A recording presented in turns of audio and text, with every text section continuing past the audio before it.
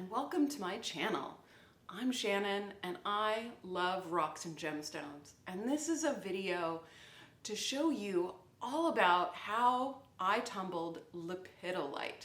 So if you're a rock tumbler or you're curious about that hobby and you'd like to know how I went about tumbling lepidolite, then I'm going to show you my entire process today. However, this is not like my regular start to finish videos where I show you my whole process and then I give you a timeline and a recipe to use to get my results. Lepidolite took me on a wild ride. It did things I did not expect, and it really gave me a run for my money. I'm glad I did the process. I'm glad I tried it. I'm not sure if I'll do lepidolite again, but lepidolite it's a light purple stone, and it is a mix of purple mica and quartz. Now the big problem there, since they have a fair amount, of both of those minerals in one stone, like 50-50, is that the mica is Mohs 3, pretty soft, and quartz is Mohs 7. So you'll end up getting a lot of undercutting in this product. And I can understand now when I've purchased tumbled lepidolite, just mass-produced tumbled lepidolite, that it's come kind of, while it does have a polish, and my stones did end up getting a polish on them, if this will focus. There's a lot of the purchased stones I got were they were not smooth at all. They were kind of pitted and rough, although they did have a shine to them, and I wondered why that happened, and now I know. So I'm going to show you what my experience was, and maybe you'll have the curiosity to try it on your own. Maybe in the future I'll try it again and see if I can perfect that method, but if you're curious about tumbling lepidolite, then let's get started. Let me show you the rough. I have a small barrel available and I've been debating what to start, and I've decided that I am going to start this batch of lepidolite. Now this is a mica, and mica is really flaky and soft, and it also, it's the cause of this shimmery effect that you'll see in all micas, and of course aventurine, which is a quartz that has mica flakes all through it.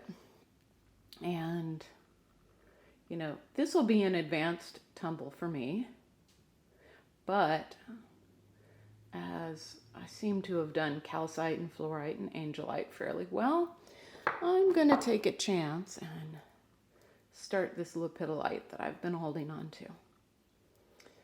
Again, I'll be checking it every single day, and I may just skip course with this one because it feels really soft. But I'm interested to see how this goes, so I will show you next week.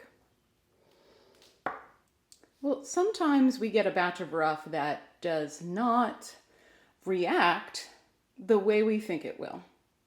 And this is the case with the lepidolite. And this is Mohs hardness 3 and is just as soft as the calcite and fluorite. And my rough actually looked a little more fragile, so I thought I'll skip the course and just put it in medium. Well, it's been in medium for a week, and you could see that has done very little for shaping. So I'm going to treat this as a do-over and follow the recipe that I developed with calcite and fluorite and start with coarse. I mean, many people start really soft stones in medium grit, and that's what they do. But I have found that giving it an initial couple of days of course really helps with shaping, as is evidenced here. So listen to me. Once I have found something that works, keep doing that. So I'm going to put these in course, check on them every day like I do for soft stones, and we'll see how they are next week. Oh, Lepidolite, what a strange beast you've been. This stone, despite being Mohs hardness 3.5, even more than the howlite, has just resisted shaping. I mean, what I can tell is that there does seem to be a fair amount of quartz mixed in with this lepidolite, so, you know, it's 7, and the lepidolite is 3.5, and so it's turning out to have this kind of weird lumpy shape to it. It's not smooth. But it also makes me understand, like, I had purchased some tumbled lepidolite before, and it looked really bumpy and not smooth feeling at all. And I thought maybe that was just a poor tumble on the manufacturer's part, but I mean, it just could be the nature of the beast. Like, this stuff is just not shaping very well at all. Now, what I think I'll do is I will go through and look at all of these individually and potentially just move forward the best pieces and put pieces that are really hard to shape, like, you know, this one. I'll put it back in with the rough, although I don't think this piece will ever work with it because it seems to be mostly quartz. But yeah, I'm gonna have to pick through all of this and see what I'm gonna do with it next. All right, coming back to lepidolite, I split this batch up and I took a look at everything. And there are a few pieces in here that need some more coarse but are workable. These are all the pieces that are ready to go on to a medium grit as much as they can, but there's not nearly enough to fill this barrel. It only fills like maybe a quarter, a third. And then I did pick out a lot of these pieces that were mostly quartz, and so probably never going to get a really good shape. So I picked all of these out. But what I decided to do was start another batch of rough, and hopefully when this is ready for medium, the combination of the two will fill a barrel. So I know this one looks a little bit different, but the lepidolite, I'm just playing it by ear at this point. And I added some more rough to the lepidolite and ran it in coarse for a week, but the grit really hasn't broken down and it really hasn't given it shape. So I've added more grit. I mean, there's no need to wash and clean these stones when you already have a lot of grit in the slurry that you can use. I have added some more coarse grit. I added some kitty litter to thicken this up because maybe a thicker slurry will grind against those rocks better and give them a better shape. And I'll add a little bit more ceramic media too to get that grit in there and help, you know, give these pieces some shape. So I'll pop some more ceramic media in there, get the lid on this guy, and put it back on the tumbler. This is the second batch of lepidolite rough that I put into coarse, and it's been in coarse for 1 week. So lepidolite being Mohs hardness 3.5 is really mind-boggling to me. But it's time to go through all of these pieces and see if any are ready for medium, and, you know, just keep on splitting this batch as I go, because some of it with a lot of quartz is probably not gonna shape as easily, although that one's not bad. But I have some pieces that have been a week in coarse and still really didn't take much shape. So, but I did find this in the lepidolite, and you can see that it's transparent and really gemmy. And I have not seen a really super gemmy piece of lepidolite, so I'm going to hold this aside before I do anything else with it. It's not amethyst, but like I said, I've never seen a piece of lepidolite look this nice before. So we'll see. I'll do some research on this. Here is the Lepidolite, and it's been running in course for a while. And I just have to say, this is the strangest gemstone that I've ever tried to tumble. I mean, like, this is a really solid mix of like lepidolite and quartz in there.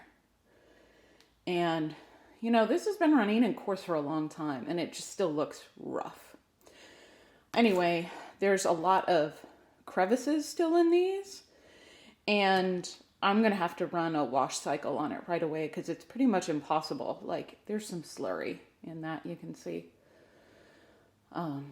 It's impossible to get this clean just in the sink. So I'm going to run a wash cycle really quick, which is, you know, this mixture with water and about a tablespoon of mild laundry detergent or shaved up ivory.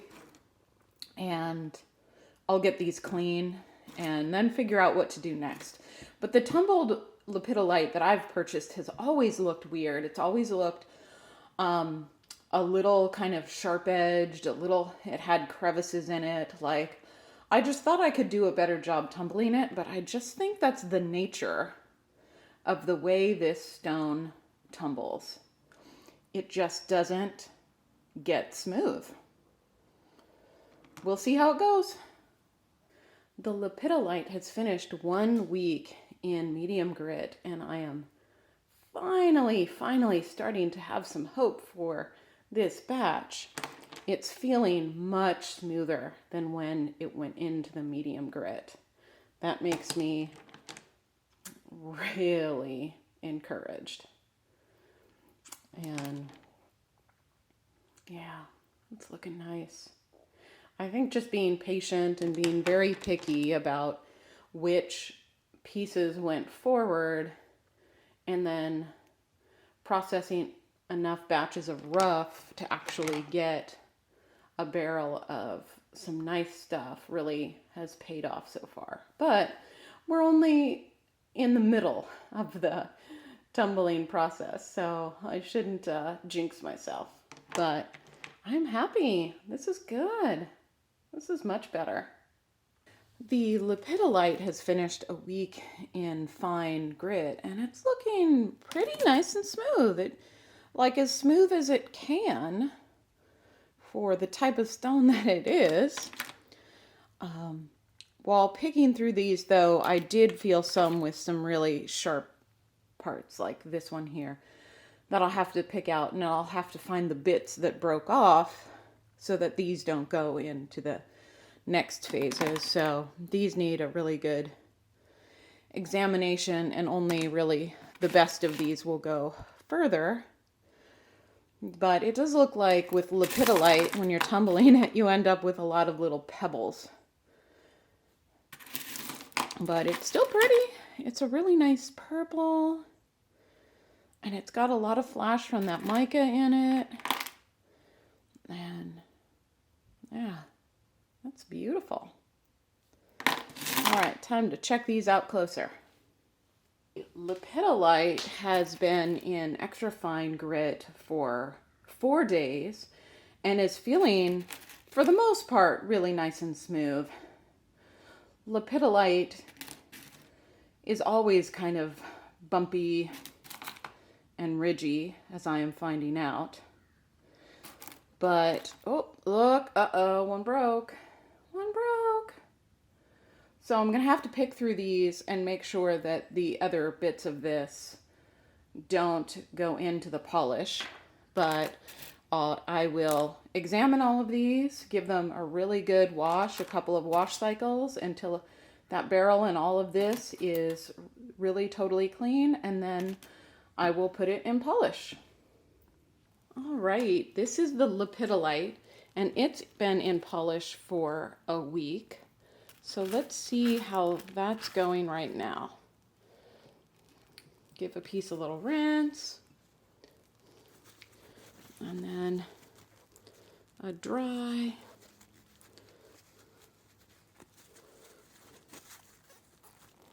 And then it has shine. Yay! Wow, it's been a really long ride with lepidolite, or at least it's felt like it. Oh, but it's nice to see that some of these pieces came out. Well, at least that one so far. Let's try another.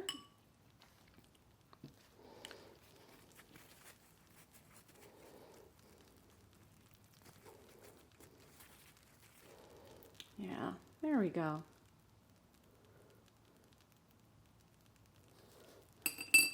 And one more. Let's see. Let's dig in and see. Okay, here's a bigger example.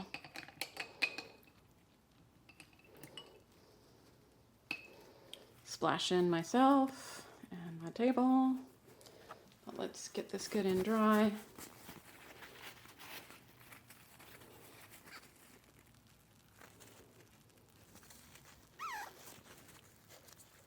All right. All right, it is shiny. Now, not all of this was going to be shiny because the little lepidolite tends to be a little pitted on the surface, but the smooth parts do have a really nice shine. So I'm going to give these a good cleanup and see what they look like really dry. Like this is just partially dry. It still looks nice, but like indigo, gabbro, and larvicite have told us they could like completely dry and then look kind of But we'll see how lepidolite has done. Let me get this all cleaned up and burnished, and then I can show you the finished product if I feel like it's finished. But it's looking good so far.